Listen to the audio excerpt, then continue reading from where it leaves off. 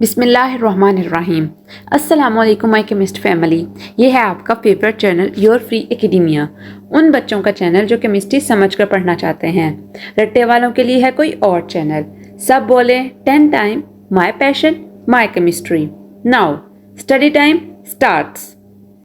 Okay बच्चों, कल के लेक्चर में हमने स्टडी किया था कंसंट्रेशन यूनिट्स और परसेंटेज यूनिट्स। हमने देखा था कि कंसंट्रेशन क्या होती है सॉल्यूट के अंदर, सॉल्वेंट के अंदर और सॉल्यूशन के अंदर।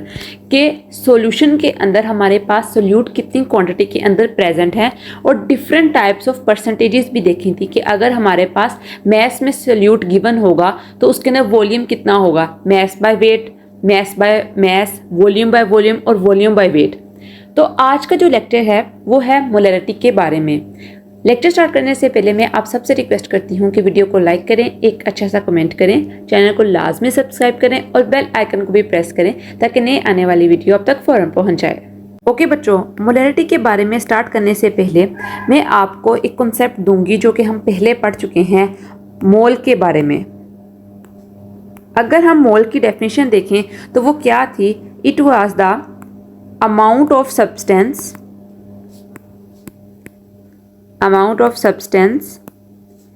that contains 6.02 multiplied by 10 raised to the power 23 particles, जिसमें एटम्स भी हो सकते हैं, मॉलिक्यूल्स भी हो सकते हैं और फॉर्मूला यूनिट्स भी हो सकते हैं, इज कॉल्ड अ मोल। ये हमारे पास मोल की डेफिनेशन थी जो कि चैप्टर नंबर 1 में हमने फंडामेंटल्स ऑफ केमिस्ट्री के अंदर स्टडी की थी। और इसके साथ साथ हमने मोल्स को फाइंड करने का एक फॉर्मूला भी देखा था जो कि था moles is equal to mass over molar mass. आज का जो टॉपिक है वो मोलैरिटी से रिलेटेड है, और मोलैरिटी जो होता है वो होता है, रिलेट करता है मोल से। अगर हम मोलैरिटी की डेफिनेशन देखें तो वो क्या है? वो कहते हैं number of moles of solute dissolved in 1 dm cube of solution. ये डेफिनेशन में क्या बताती है कि कोई से भी आप नंबर ऑफ मोल्स लो, जितने मर्जी लो, किसके? सॉल्यूट के, और उसको आप डिसॉल्व कर दो किस चीज के अंदर? 1 dm क्यूब मीन्स इतने वॉल्यूम के अंदर। 1 dm क्यूब बेटे वॉल्यूम का यूनिट होता है, ऑफ सॉल्यूशन के अंदर, तो वो मोलैरिटी होगी उस एक स्पेसिफिक कंपाउंड की। इसकी रिप्रेजेंटेशन की जाती है एम से, कैपिटल एम से। तो मोलैरिटी बच्चों क्या हुई? Molarity is the number of moles of solute dissolved in 1 dm cube of solution. कैसे देखते हैं? सपोज आपके पास 1 मोल है, किसका? सोडियम हाइड्रोक्साइड का। 1 मोल सोडियम हाइड्रोक्साइड के अंदर कितने ग्राम्स होते हैं? आप इसका क्या फाइंड करोगे? आप इसका फाइंड करोगे मोलर मैस, जो कि होता है 40 ग्राम्स। अब इस 40 ग्राम्स को आप डिसॉल्व करोगे सॉल्वेंट के अंदर। सॉल्वेंट कोई भी हो सकता है, हम इमेजिन कर लेते हैं वाटर। तो उसको आपने इतना डिसॉल्व करना है कि इन दोनों को आपस में मिलाकर दोनों का जो सम हो वो 1 dm क्यूब बने। इतना सोल्यूशन आपके पास बने। तो ये हमारे पास इसकी मोलैरिटी हुई। फॉर्मूला देखते हैं कि मोलैरिटी का फॉर्मूला क्या है। Molarity is equal to number of moles of solute over volume of solution in 1 dm cube. ये जो हमने डेफिनेशन पढ़ी है यही इसकी फॉर्मूला के अंदर यूज हो रही है कि number of moles of solute को आप डिसॉल्व करो किसके अंदर? 1 dm क्यूब ऑफ सॉल्यूशन के अंदर। अब हमें पता है कि अगर नंबर ऑफ मोल्स उन्होंने ना दिए हुए हमारे पास, ठीक है, अगर उन्होंने क्वेश्चन में कह दिया कि आपके पास एक कोई सब्सटेंस है, इसके नंबर ऑफ मोल्स आपने कैलकुलेट करने हैं, तो हम कैसे करेंगे? हम नंबर ऑफ मोल्स का फॉर्मूला लगाएंगे जो कि क्या है? Mass over molar mass. ये हमारे पास फॉर्मूला है। अब क्या आपको लगता नहीं है कि मोलैरिटी की जो ये फॉर्मूला है इसको हम किसी और तरह भी लिख सकते हैं? वो किस तरह लिख सकते हैं बच्चों? वो हम इस तरह लिख सकते हैं कि molarity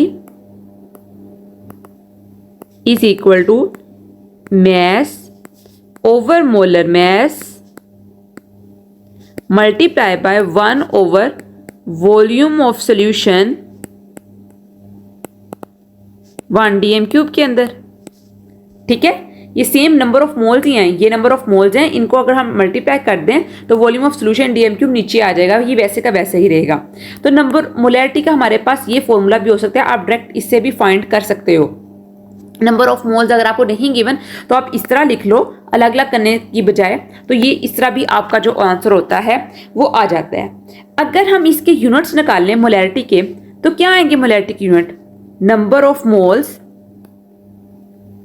over volume of solution dm³। Number of moles के यूनिट क्या होते हैं? मोल, और वॉल्यूम के dm³। जब dm³ को हम लेके जाएंगे ऊपर की तरफ तो जो साइन होता है ऊपर वो इनवर्स में चल जाता है, जो ऊपर वैल्यू होती है 3 हो गया 2 हो गया, तो मोल dm³ माइनस।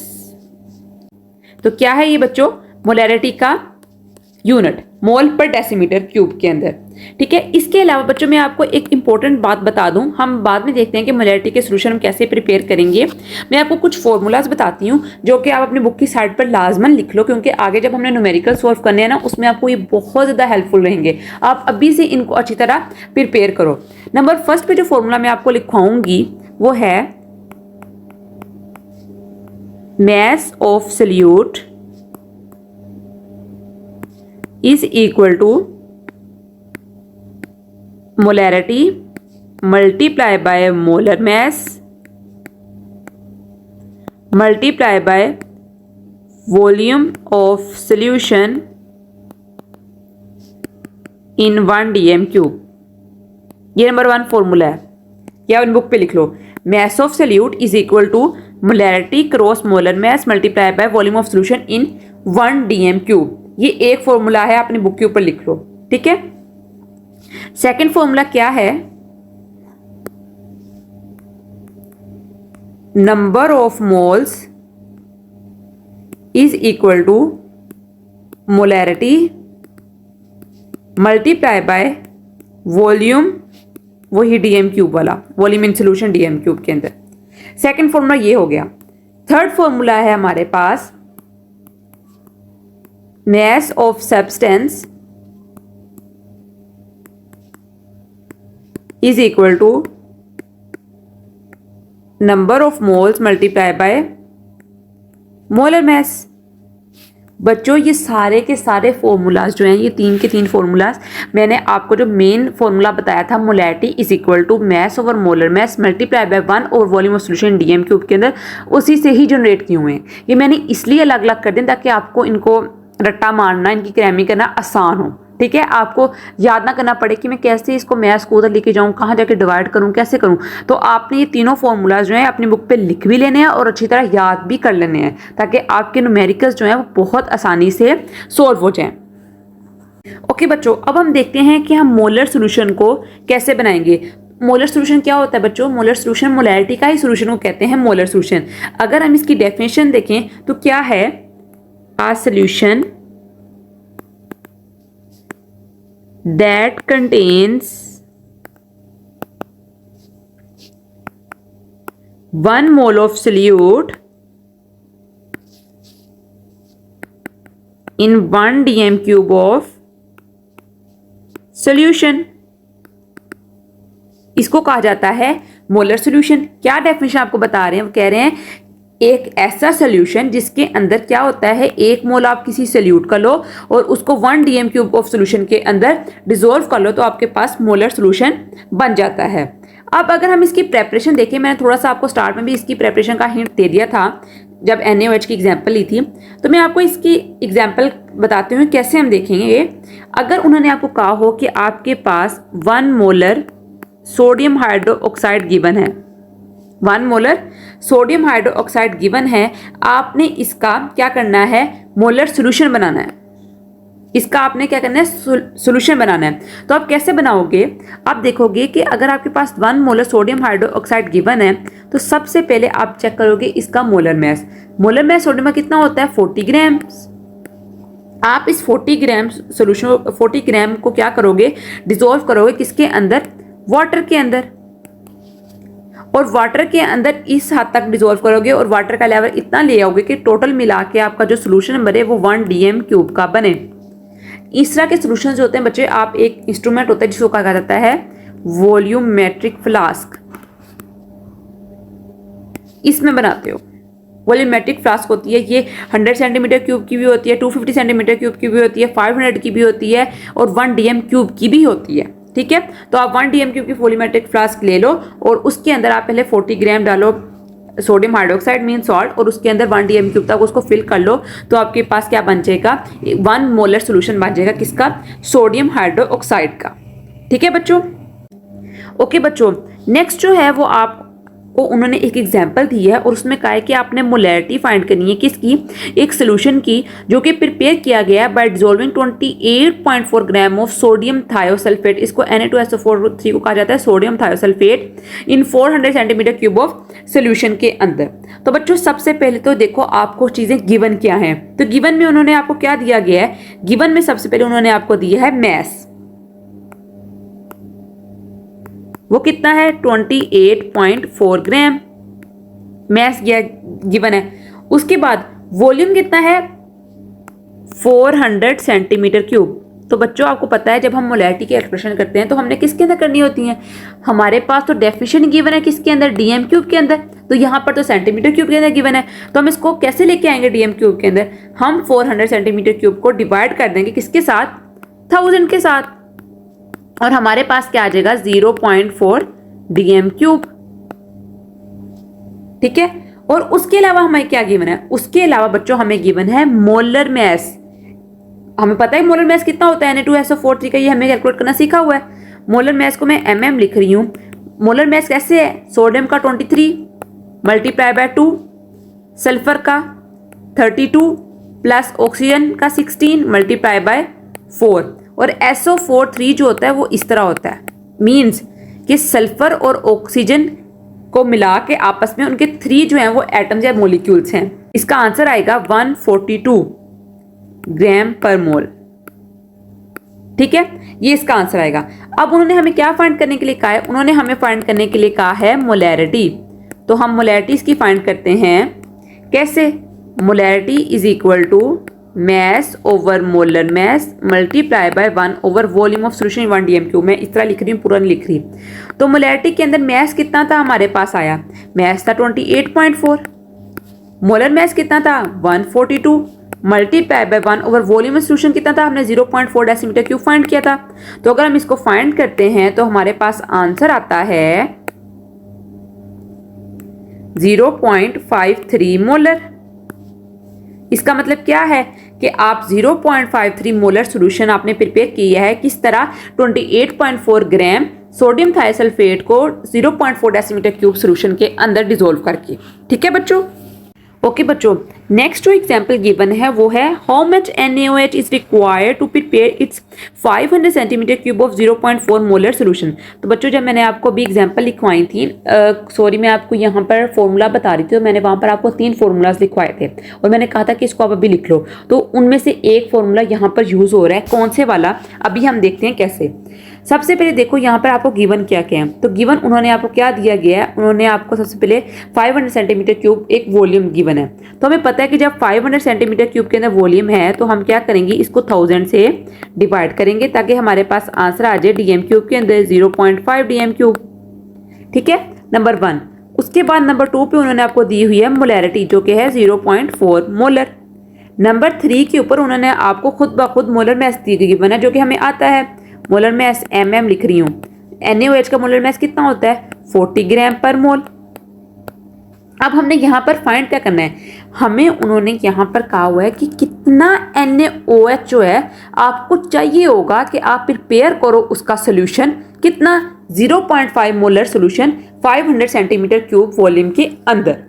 तो बच्चों इसका आंसर क्या होगा, इसका आंसर इस तरह हम फाइंड करेंगे कि मोलैरिटी का फॉर्मूला अगर आपको याद नहीं आ रहा है तो मैंने आपको जो फॉर्मूला लिखवाया उसको हम देखते हैं कैसे था। एक फॉर्मूला था मैस ऑफ सॉल्यूट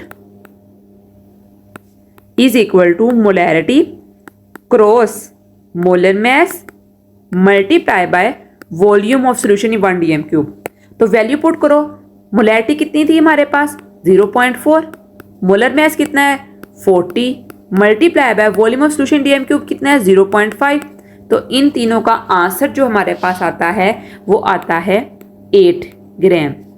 तो बच्चों हमें इससे क्या रिजल्ट मिला है, इससे हमें ये रिजल्ट मिला है कि आप 8 ग्राम NaOH लोगे और 500 सेंटीमीटर क्यूब वॉल्यूम के साथ उसको प्रिपेयर करोगे उसका सोल्यूशन, तब हमारे पास 0.4 मोलर सोल्यूशन NaOH का प्रिपेयर होगा।